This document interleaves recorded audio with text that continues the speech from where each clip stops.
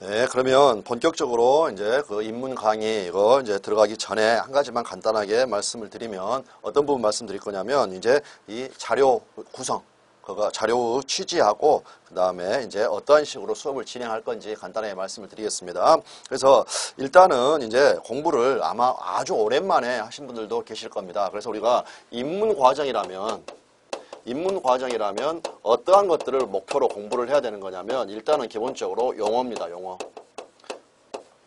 용어가 어렵다 그렇게 말씀을 드렸죠. 그럴 때 그 용어들도 여러 가지 하는 게 아니라 가장 핵심적인 그 용어들 먼저 이렇게 배우는 부분입니다. 용어 배우고 그 다음에 또 한 가지 입문 과정 때 반드시 우리가 병행이 돼야 될 게 어떠한 민법에 있어서 어떤 제도가 있으면 이 제도의 취지 그리고 이 제도가 어떠한 기능을 하는지 그것 자체가 아주 중요합니다. 그래서 그것 자체를 잘 이해를 해 두시면 아주 피가 되고 살이 돼서 앞으로 계속 1, 2월, 3, 4월 과정 나갈 때 이 부분이 상당히 많은 도움을 준다라는 겁니다. 그랬고 이제 이 부분에 있어서는 아까 우리 시험 범위가 아니어서 단절되어 있는 그러한 중요한 제도들, 그러한 제도들도 어떻습니까? 기본적인 취지와 그 왜 그러한 규정을 뒀는지 그러한 부분들을 알아두시면 앞으로 공부할 때 아주 수월하다. 이제 그 말씀을 먼저 드리겠고 그 다음에 강의 진행 방식은 어떻게 할 거냐면 기본적으로 오늘 예를 들어서 어떤 진도를 한다고 하면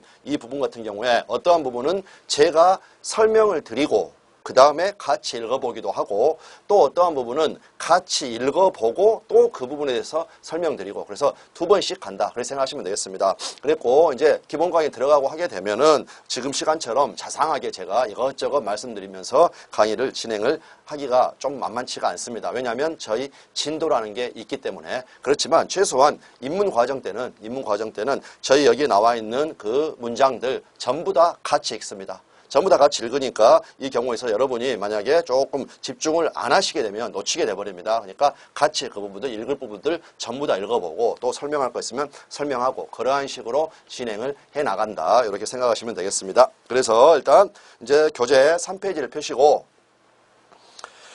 아까 이제 자료의 그 구성에 대해서 말씀을 드렸는데 지금 이 부분이 나중에 우리가 기본 과정 1, 2월 가가지고 하는 기본 강의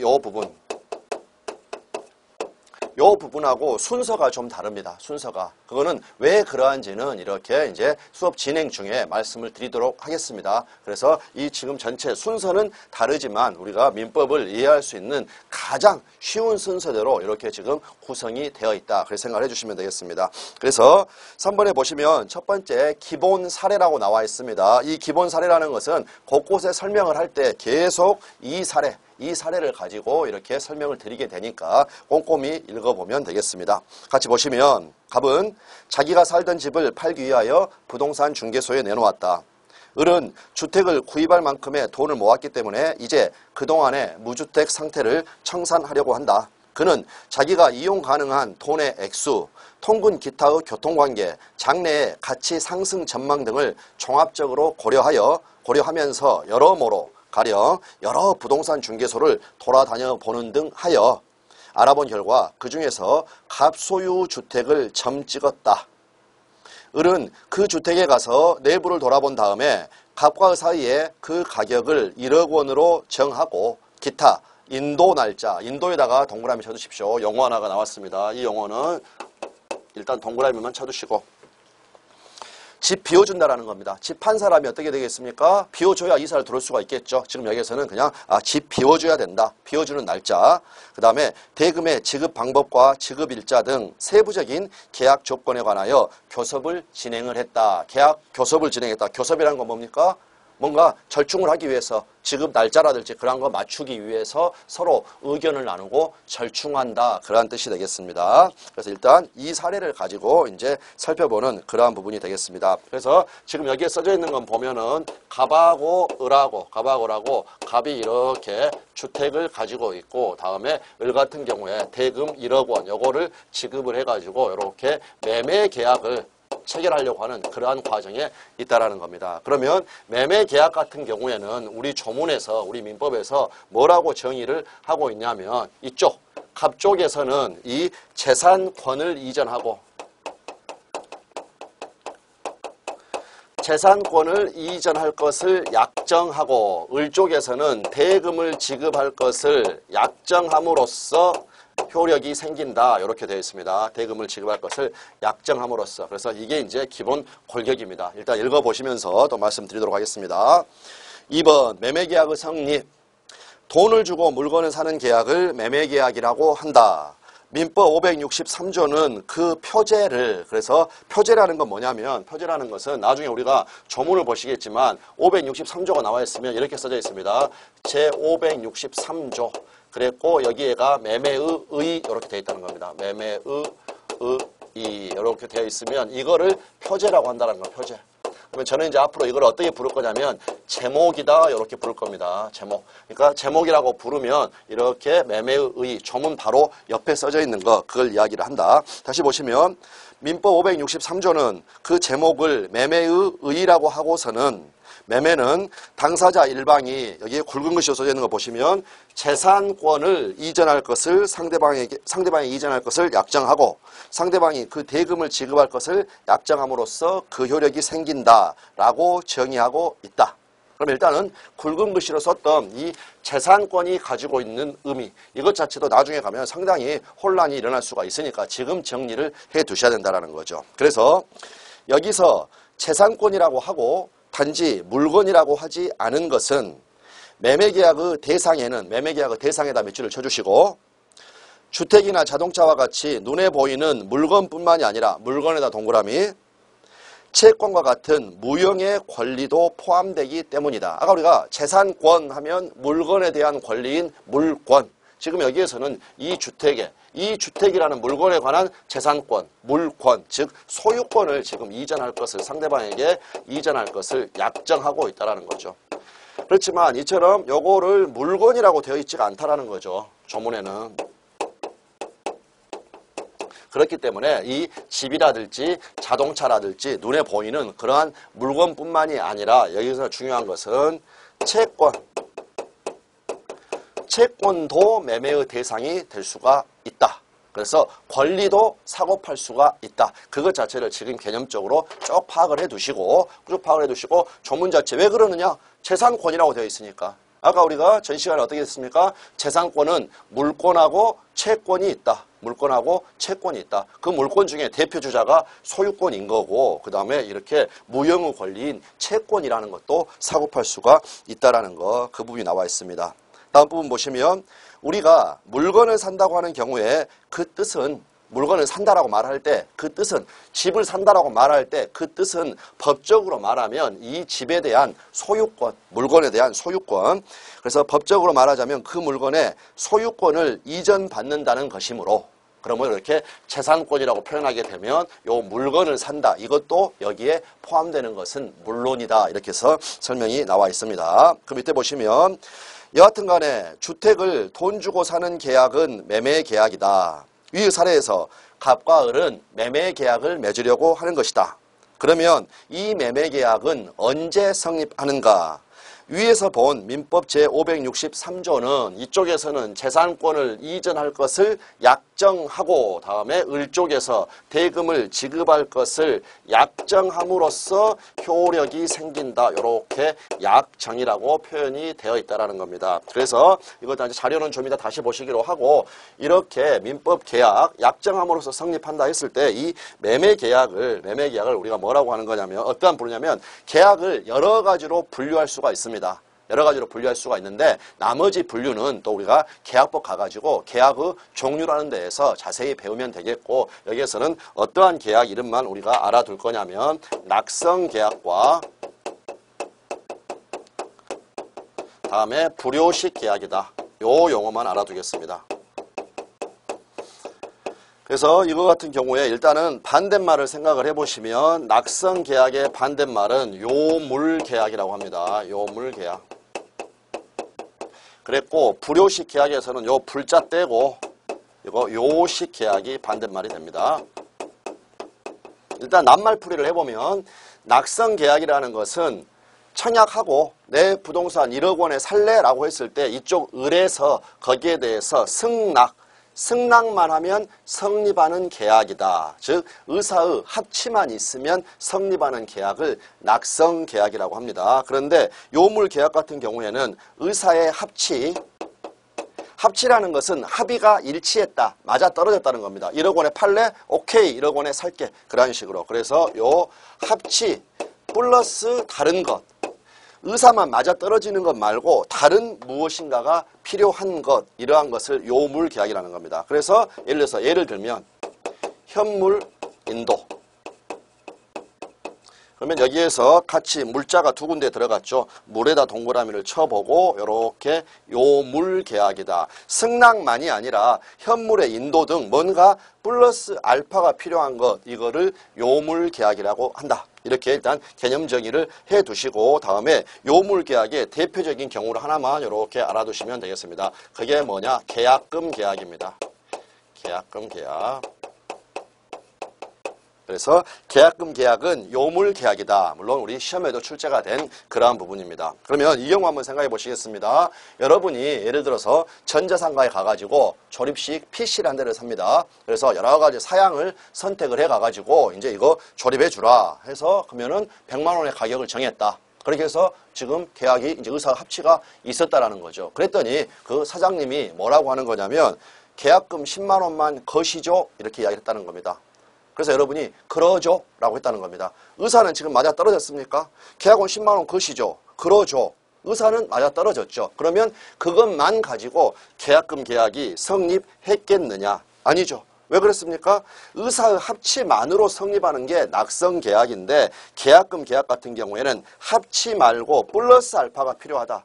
그래서 계약금 계약이라는 것은 10만 원 거시죠. 그럽시다 했을 때 계약금 계약이 성립하는 게 아니라 그 10만 원이 현실적으로 지급돼야 계약금 계약이 성립된다. 그러한 것을 요물계약이라고 합니다. 참고로 하나만 더 말씀을 드리면 예를 들어서 계약금 10만 원 거시죠.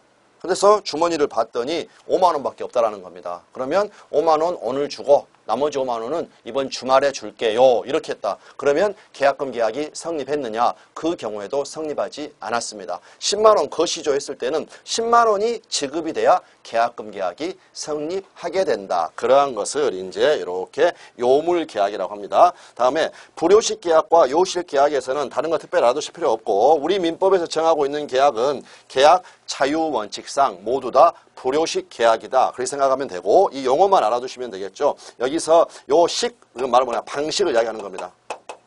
그래서 특별한 방식을 요구하지 않는다. 그래서 의사의 합치만 있으면 된다라는 거지 뭔가 계약서를 작성해야 된다라든지 내지는 그 계약서를 가지고 공증을 받아야 된다든지 그럴 필요가 없다라는 거. 그래서 특별한 방식을 필요로 하지 않는다 해서 불요식 계약이다. 요식 계약이라는 건 반대말이니까 뭐가 되겠습니까? 특정한 방식이 필요하다. 이라는 것을 이야기한다. 그래서 이제 그 부분 그러면 이제 자료로 가십니다. 그 계약은 언제 성립하는가? 위에서 본 민법 563조는 약정하고 약정함으로써 그 효력이 생긴다고 정한다. 이는 당사자들이 합의하여 약속하면 즉 약정하면 계약이 성립한다는 의미이다. 그러니까 당사자들이 합의 즉 두 사람의 의사가 합치하기만 하면 법적으로 계약이 성립한다. 합치하기만 여기 위에다가 이렇게 방점 하나를 땡 이렇게 쳐주십시오. 그래서 제가 이제 앞으로 강의를 진행을 할 때 어떤 부분 위에다가 방점 땡, 그러니까 제가 땡 하면 여기 위에다 이렇게 점 찍어 두시는 겁니다. 그래서 밑줄이나 동그라미보다 나중에 읽으실 때 어떻게 이렇게 점 하나 찍어 둔 거 이것 자체가 훨씬 더 좋은 부분들이 있습니다. 거기는 이렇게 땡 하고 말씀드리겠습니다. 그래서 의사 합치하기만 하면 법적으로 계약이 성립한다. 그 외에 가령 계약금을 지급한다거나 이렇게 계약금 같은 걸 지급해야 되는 계약을 요물계약이라고 하는 거죠. 내지는 계약서를 작성한다든가 작성해야 되는 계약 그러한 것을 요식계약이다 이렇게 합니다. 그것과는 아무런 상관이 없다. 이와 같이 당사자들의 의사가 합치하기만 하면 성립하는 계약을 낙성계약이라고 한다. 의사가 합치하기만 하면 성립하는 계약을 낙성계약이라고 한다. 이에 반하여 계약금을 지급한다든가 해서 현물이 물에다가 동그라미 쳐주시고 현물이 인도되어야만 무슨 계약의 성립이 인정되는 계약들을 요물계약이라고 한다. 물에다 동그라미 또 쳐주시면 되겠습니다. 현물에 물에 동그라미, 요물에 물에 동그라미. 또 합의가 계약서를 작성하거나 내지는 그 서면에 공증을 받는 등으로 일정한 방식을 갖추어서 이루어져야만 계약이 유효하게 성립하는 것을 요식 계약이라고 한다. 밑에 달라. 그러니까 민법 제563조는 매매 계약이 낙성 계약입을 정한 규정이라고도 할 수가 있다. 그리고 우리 민법은 매매 계약뿐만이 아니라 임대차 계약을 포함한 기타의 모든 계약은 원칙적으로, 원칙이 있으면 예외가 있을 수가 있겠죠. 여기 계약금 계약 같은 경우에. 그러니까 원칙적으로 다 밑줄을 쳐두시고, 원칙적으로 낙성 계약이라고 하는 태도를 취해서 당사자 사이에 합의만 있으면 바로 성립하고, 그 외에 무슨 방식을 갖추거나 현물이 지급될 것을 요구하지는 않는다. 이렇게 해서 나와 있고, 밑에 보시면 이제 의사의 합치 맞아떨어지는 것, 그 부분 나와 있습니다. 그러므로 위의 사례에서 갑과 을의 의사가 합치되면, 또 합치되기만 하면 매매계약이 성립한다. 여기서 의사가 합치된다고 하는 것은 가령 을이 1억 원의 갑의 주택과 그 대지를 사겠다는 의사를 표시하고 대지에다 동그라미 쳐두십시오. 조금 전에 우리가 읽어봤던 그 기본 사례에서는 을이 갑의 주택은 뭡니까? 이 주거용 건물을 이야기합니다. 주택을 점 찍었다, 그렇게 표현이 되어 있지 대지라는 이야기는 없었습니다. 그렇지만 결국에는 여기서 이제 이거는 나중에도 상당히 의미가 있습니다. 뭐만 하나 생각해 두시면 되겠냐면, 건물이라는 것이 땅이 없으면 존립할 수 있습니까? 없습니까? 현재 기술로는 절대 안 되는 거죠. 절대 안 되는 겁니다. 그렇기 때문에 특별한 사정이 없다면 우리가 집 산다, 단독주택 생각을 해보시면 되겠습니다. 집 산다라고 할 때에는 그 속에 이 대지까지 사는 게 포함되어 있다는 거, 이거는 나중에 중요한 의미를 가집니다. 그래서 지금 그 부분 꼭 이렇게 이해를 해두시고, 그래서 사겠다는 의사표시를 하고 갑이 1억 원에 팔겠다는 의사를 표시한 것과 같이 서로의 의사가 합쳐서 하나의 공통에다 동그라미 치면 되겠습니다. 공통된 약속을 이루는 경우를 말한다. 합치가 됐다는 건 공통된 약속을 이루는 겁니다. 서로 맞아떨어졌기 때문에. 흔히들 이러한 점을 서로 대립하는 의사표시의 합치라는 말로써 표현한다. 만약에 갑도 사겠다고 하고 을도 똑같이 사겠다고 한 경우를 말하는 것이 아니면 물론이다. 그랬을 때 이제 이 부분 같은 경우에는 지금 말씀드린 이 부분은 이렇게 그림으로 우리가 하나를 봐두시면 상당히 이해하기가 더 편합니다. 그래서 지금 여기에서 구체적으로 더 설명은 안 드리겠습니다. 계약이라는 게 있고 단독행위라는 게 있습니다. 단독행위. 그랬을 때 계약은 그림으로 나타내면 어떻게 되냐면 사람이 둘 이상 있다는 겁니다. 지금 여기서 갑하고 을이 있었던 것처럼 그랬고, 이 화살표 방향을 보시면 서로 대립하는 의사의 표시라는 거죠. 의사의 합치, 대립하는 의사 표시의 합치. 그래서 대립한다라는 것은 얘는 팔고 얘는 사고, 이러한 식으로. 그래서 이 화살표 방향, 그런 게 있는가 하면 이러한 것도 있습니다. 열어서 한 명밖에 없죠. 한 명밖에. 그래서 단독행위도 여러 가지 종류가 있습니다. 그건 나중에 우리가 공부하기로 하고, 예를 들어서 이거 하나 생각해 보시면 되겠습니다. 채무 면제. 여러분이 친구한테 예를 들어서 100만 원 빌려준 게 있다. 그럴 때 만약에 여러분의 일방적인, 여러분 혼자서 자, 내가 너 빚 탕감해 줄게. 그렇게 해버리면 어떻게 됩니까? 이 채무가 없어져 버리나요? 친구의 채무가. 이러한 식으로 이렇게 한쪽에서만 일방적으로 가는 이러한 그림도 있다라는 거, 일단 이거 하나만 그림을 생각을 해두시면 되겠습니다. 다시 나중에 우리가 이 부분을 공부를 합니다. 다음에 4번에 이제 증서의 작성이다, 이런 이야기가 나와 있습니다. 이런 가볍게 읽어보시면 되겠습니다. 여기서 그러나라는 건 무슨 말이냐면 의사의 합치만 있으면, 합치가 되면 계약이 성립한다. 낙성 계약이다. 이렇게 말씀을 드렸는데, 그러나 중요한 거래를 하는 경우에는 통상 어떻게 합니까? 계약서를 쓰죠. 그것은 그 거래를 신중하게 하고 또 당사자들 사이에 합의의 내용을 분명히 해서 장래에 분쟁이 생길 소지를 없앤다라는 생활의 지혜에 의한 것이다. 그러한 문서는 재판에서 증거로서 중요시 되고 있다는 겁니다. 특히 재판에서 그 증거로 제출되는 문서 내지는 문서로 된 증거를 서증이다, 이렇게 표현합니다. 참고만 해두시면 되겠습니다. 다음에 계약이 체결되었음을 증명하는 서면. 여기는 밑줄을 좀 쳐두셔야 되겠네요. 계약이 체결되었음을 증명하는 서면. 그거를 뭐라고 하느냐? 이른바 처분문서라고 합니다. 처분문서. 그러면 이거 같은 경우에는 직접적으로 우리 시험에 이렇게 나올 만한 그런 부분은 아닙니다. 하지만 이렇게 모의고사 같은 데 보시면 이런 부분들이 가끔 출제가 되고 개념 자체는 어렵지 않으니까. 그러니까 여러분하고 저하고 매매계약 체결하려고 한다. 그러면 의사의 합치만 있으면 어떻습니까? 매매계약 성립한다라는 겁니다. 그런데 어떻다? 이건 분쟁이 생길 그럴 여지가 있기 때문에 계약의 체결, 그것 자체를 계약서 자체로 해가지고 이걸 증거로 삼겠다. 그러한 경우를 처분문서라고 한다라는 거죠. 그러한 처분문서를 작성을 했다. 그러면 이제 다툼이 생겨가지고 소송에 가게 되면 특별한 사정이 없으면 법원에서는 그 계약서에 써져 있는 대로 사실을 인정을 한다라는 겁니다. 그 부분이 뒷부분에 나와 있습니다. 그래서 이른바 처분문서에 해당하는 것으로서 법원은 그것이 사실에 맞지 않는다는 특별한 사정이 입증되지 않는 한은 특별한 사정이 없으면 그 내용대로 계약이 있었다라고 인정을 한다. 그래서 계약서를 작성하지 않으면 통상 대부분 다 계약서를 쓰다 보니까 법적으로는 아직 계약이 성립하지 않은 것으로 생각하는 사람도 꽤 많이 있다라는 겁니다. 그러나 이거는 잘못된 생각이다. 이런 경우를 한번 생각해 보자는 거, 뒷부분. 친구 사이에 돈을 꾸어주고 아무런 계약서도 받지 않았다. 그러면 꾸어간 친구는 갚아야 될 의무가 있는 겁니까? 없는 겁니까? 분명히 돈을 지금 꾸어줬습니다. 계약서는 안 썼습니다. 당연히 갚아야 되는 거죠. 당연히 갚아야 된다. 그래서 여기에서 이제 한 가지만 생각을 해두시면 이 실체법하고 절차법에서 차이가 있다는 겁니다. 실체법은 뭐냐? 알맹이를 다루는 거. 즉 어떤 겁니까? 민법. 어떠한 권리 의무. 지금 우리가 민법을 설명을 하고 있고 각각에게 지금 권리 의무가 발생하는 거. 어떻습니까? 각 같은 경우에는 자기 재산권을 이전한다고 약정을 했으니까 이 주택에 그 다음에 대지에 소유권을 이전해 줘야 될 채무, 의무를 부담한다는 겁니다. 그게 매매 계약으로부터 발생했다는 거죠. 그래서 계약서가 있느냐 없느냐고 상관없이 의사의 합치가 있었으면 어떻습니까? 권리 의무는 발생한다는 겁니다. 예를 들어서 현금으로 녹음기도 없이 디카로 촬영을 하는 것도 아니고 아무런 본 사람도 없는 상태에서 친구한테 100만 원을 빌려줬다. 그러면 그 경우에 있어서 친구는 갚을 의무 있습니까? 없습니까? 있다라는 거죠.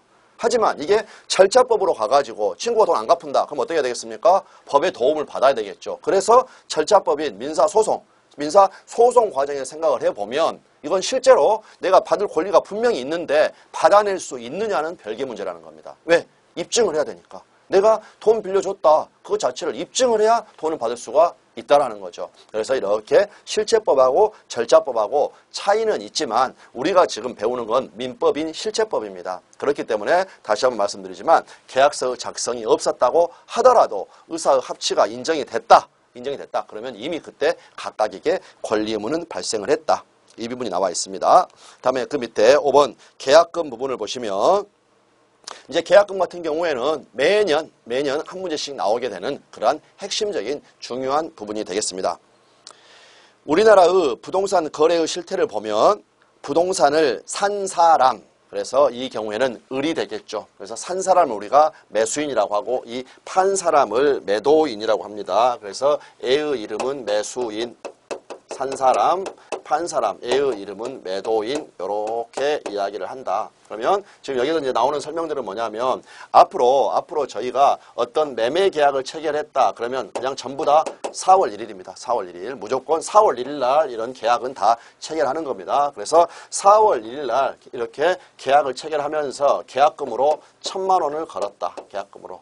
이런 식으로 계약금을 지급하는 경우들이 많죠. 그 다음에 어떻게 합니까? 그 다음에 예를 들어서 5월 1일 날 중도금이라 해가지고 4천 지급하고 그 다음에 6월 1일 날 잔금 5천 해가지고 잔금 지급하면서 등기 서류 받고 집 비워주고 그걸 아까 인도라고 일단 말씀을 드렸었습니다. 그렇게 한다. 그래서 우선 계약을 체결하면서 계약금으로 대금의 약 1할가량, 그러니까 10% 정도 지급을 하고 나머지 대금은 중도금 또는 잔금이라고 해가지고 몇 번에 나누어 지급하는 것이 통상적이다. 그럴 때 애초에 처음에 이 4월 1일 날 지급한 계약금은 여기 땡땡땡 적어도 이제 앞으로 제가 땡땡땡 하면 요 글자를 안 써도 위에다 알아서 이렇게 땡땡땡 하셔야 됩니다. 적어도 계약이 성립되었음을 확인하는 징표, 증거가 된다는 겁니다. 또 대금의 일부를 지급한다는 의미가 있다. 여기에서 1억 지급해야 되는데 1,000만 원 지급했으니까 그 다음으로는 9천만 원만 지급을 하면 되는 거죠. 그래서 이제 여기에서 방금 적어도에다가 땡땡땡을 해놨는데 그거는 우리 시험에서 그러니까 계약이 체결됐다는 징표, 증거라고 그랬죠. 우리 시험에서는 어떠한 표현으로 이게 출제가 됐냐면 계약금의 최소한의 기능이다. 이 계약금의 최소한의 기능이 뭐냐? 바로 증약금이다. 계약을 체결했다는 증표, 증거가 된다는 겁니다. 왜 그랬습니까? 방금 전에 일단은 최소한 이거하고 적어도 똑같은 거죠. 그러면 뒤집어 보면 계약금 같은 경우에는 이 증거로서의 기능, 증약금의 기능도 하지만 다른 기능도 있다 없다? 다른 기능도 있다. 그랬고 그 다른 기능 같은 경우에 이제 우리가 기본 강의 때 자세히 더 한두 가지를 더 배우기로 하고 한 가지를 더 배우기로 하고 여기에서는 중요한 기능인 해약금이라는 겁니다. 해약금. 그래서 여기에서 이 증약금이라는 것은 계약의 증거가 되는 돈, 해약금이라는 것은 해제를 약정하는 돈. 해제를 약정하는 돈. 그래서 이제 이게 무엇인가 이렇게 설명을 드리도록 하겠습니다. 그랬고 이 부분은 많이들 이렇게 경험도 해 보셨을 겁니다. 그러면 조금 전에 우리가 그 PC 사면서 계약금, 낙선계약, 용물계약 말씀드리면서 10만 원 계약금 거시죠. 그러면 그럽시다. 이렇게 되면 이건 계약금 지급 약속을 한 겁니다. 그랬고 실제로 계약금 10만 원이 걸리면 어떻습니까? 계약금 계약이 성립했다라는 거죠. 그러면 최소한의 기능으로 여기도 마찬가지입니다. 이 1,000만 원은 최소한의 기능으로 계약이 성립했다라는 증거 플러스 어떤 기능이 있느냐. 여기 매수인 을 같은 경우에는 지급한 것을 포기를 해버리고 그냥 이 계약을 모를 수가 있다는 겁니다. 없었던 것으로 만들어버릴 수 있다. 그다음에 매도인 같은 경우에는 1,000만 원을 받았을 테니까 여기 1,000만 원에다가 1,000만 원 얹어가지고 2배로 반환을 해주고 이 계약을 없애버릴 수 있는 그러한 권리가 있다. 그 부분이 지금 나와 있습니다. 그래서 다음 달라 보시면 그런데 그 이외에도 최소한의 기능인 증약금으로서 기능 이외에도 위에다가도 땡땡땡땡 그러니까 제가 밑줄 그으시라 하면 밑줄 그으시고 동그라미 치라고 하시면 동그라미 치시고 땡땡땡땡 이렇게 하면 꼭 이렇게 해주셔야 됩니다. 나중에 읽을 때 훨씬 더 이게 효율적입니다. 그래서 이외에도 계약금은 법적으로 중요한 의미를 갖는다. 그래서 원칙적으로 매수인은 지급을 했을 테니까 이를 포기하고 그 계약을 해지할 수가 있고 또 판 사람, 매도인은 2배의 돈을 반환하고서 계약을 해지할 수가 있는 것이다. 이것을 이제 우리 민법 565조에서 규정을 하고 있고 이 해약금이 565조가 매년 한 문제씩 출제가 된다. 이렇게 생각하시면 되겠습니다. 넘기시면 해제의 의미가 나와 있습니다. 해제 같은 경우에는 우리가 또 이제 계약법에서 계약의 해제라는 걸 배울 때 좀 더 자세히 그 내용을 공부하기로 하고 여기에서는 해제라는 것은 일방적으로, 일반이 아닙니다. 일방적으로 한쪽에서 일방적으로 계약의 효력을 없애버리는 것을 말을 한다. 이와 같이 계약금을 지급한 경우에는 매매계약의 당사자 쌍방이 그 계약을 해제할 수 있는 일방적으로 없애버릴 수 있는 권리 이것을 해제권이라고 한다. 해제권을 가지게 된다. 그러므로 통상적으로 계약이 체결되더라도 계약금만이 교부된 상태에서는 예를 들어 계약의 체결을 후회하는 등의 일이 있으면 각 당사자는 여기 밑줄 쳐두셔야 됩니다. 어느 시점까지는 이 해약금 해제는 시간에 제한이 있습니다. 자기 마음대로 영원히 언제까지 할 수 있는 게 아니라 시간의 제한이 있는데 일단 어느 시점까지는 위와 같은 불이익을 감수한다면 어떤 거겠습니까? 자기가 지급했던 1,000만 원 포기해버린다면 그 계약을 물을 수 있는 가능성을 가지는 것이다.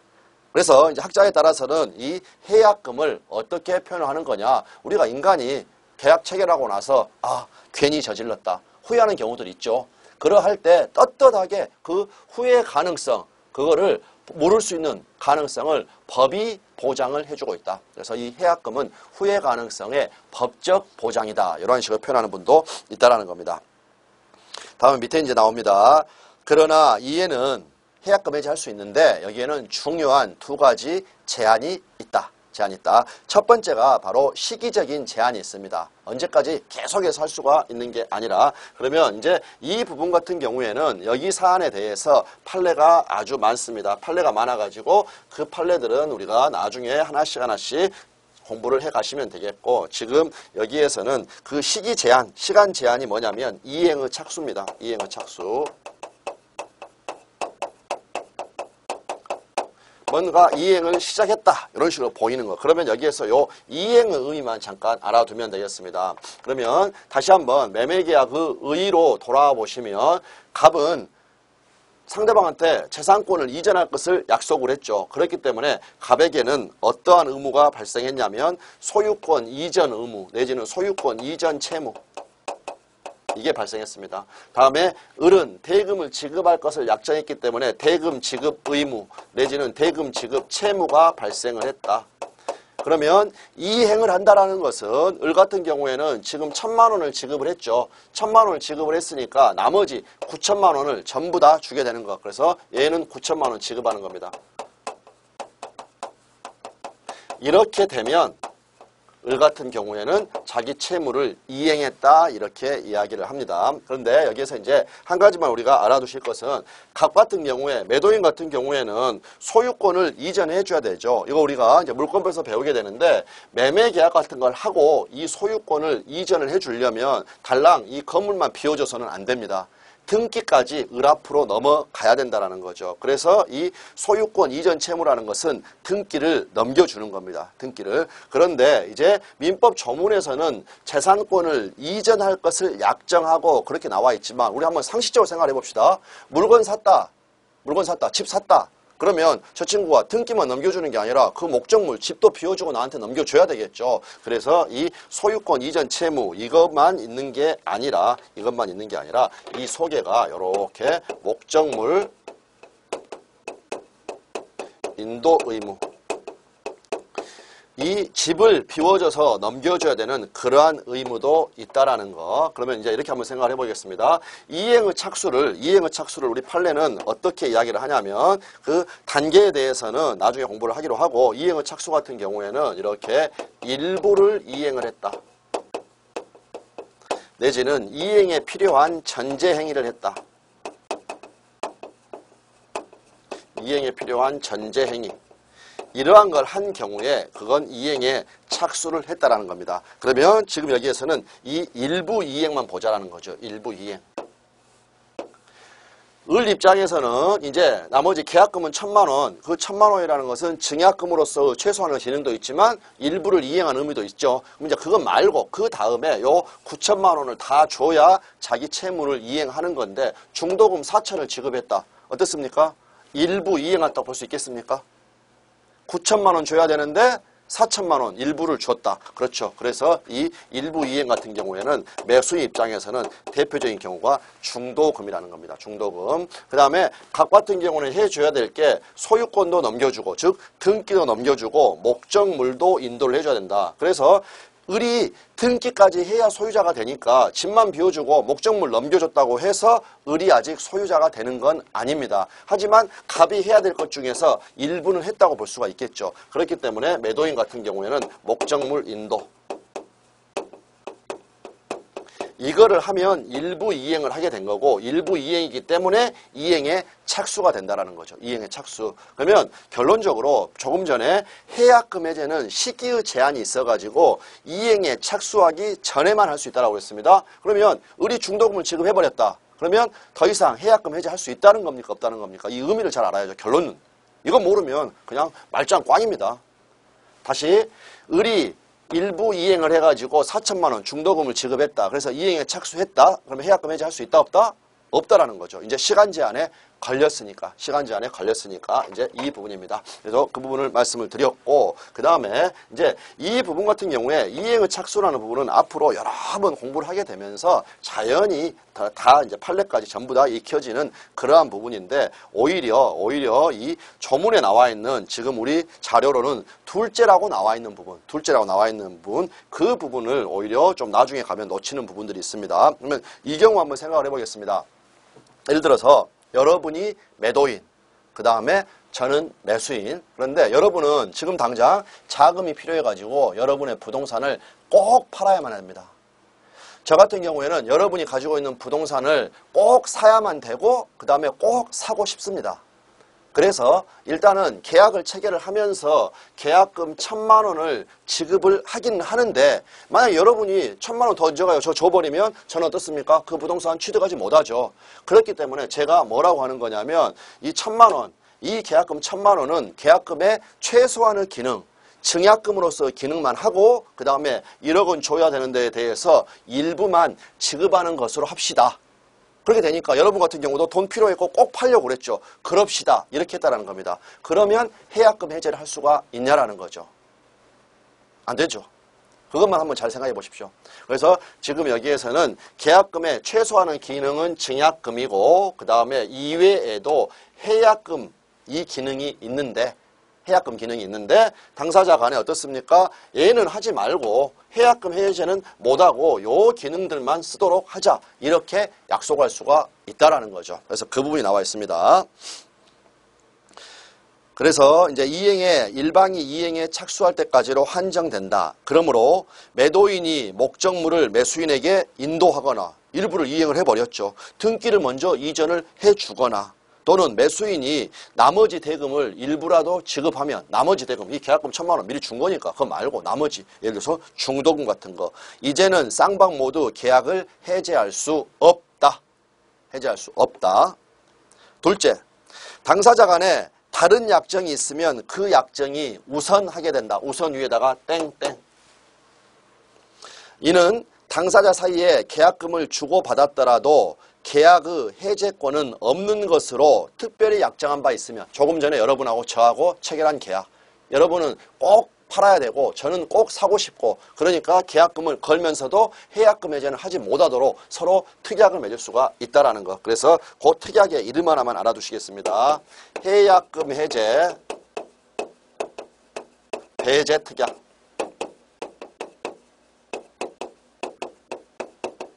당연히 가능한 거죠. 그리고 여러분하고 서로 지금 이해관계가 맞아 떨어졌습니다. 맞아 떨어졌다. 그래서 해약금 해제는 다시 한번 정리하면 뭐였습니까? 매수인은 포기를 해버리고 매도인은 2배로 주고 일방적으로 계약을 없애버릴 수 있는 거. 그것 자체를 우리는 하지 말자. 우리는 하지 말고 요거 증거로서만 삼고 그 다음에 일부를 지급한 그러한 기능으로만 사용하자. 충분히 할 수가 있다라는 겁니다. 그래서 일단은 지금 이제 이 시간에는 여기 계약금까지 봤던 그 부분이고, 그 다음에 지금 여기에서 이러한 의의라든지 그런 거 확실히 알아두시면 나중에 강의 정규까지 들어갔을 때 나머지 그냥 판례, 여기에 관련된 565조 이 해약금 해제 이 부분 같은 경우에는 우리 민법의 565조에서 규정을 하고 있는데, 이 나머지 부분들 같은 경우에는 진짜 누워서 껌먹기입니다. 누워서 껌먹기란 말은 없죠. 누워서 껌먹는 건 좀 어려울 것 같습니다. 아무튼 별 큰 문제가 없다라는 거, 나중에 이행의 착수에 관련된 판례만 정리를 하시면 된다라는 거죠. 그래서 지금 이 시간에는 이렇게 계약금까지 이렇게 알아두고 그 다음에 계속 이어서 이제 계약의 구속력 그 부분 공부하도록 하겠습니다.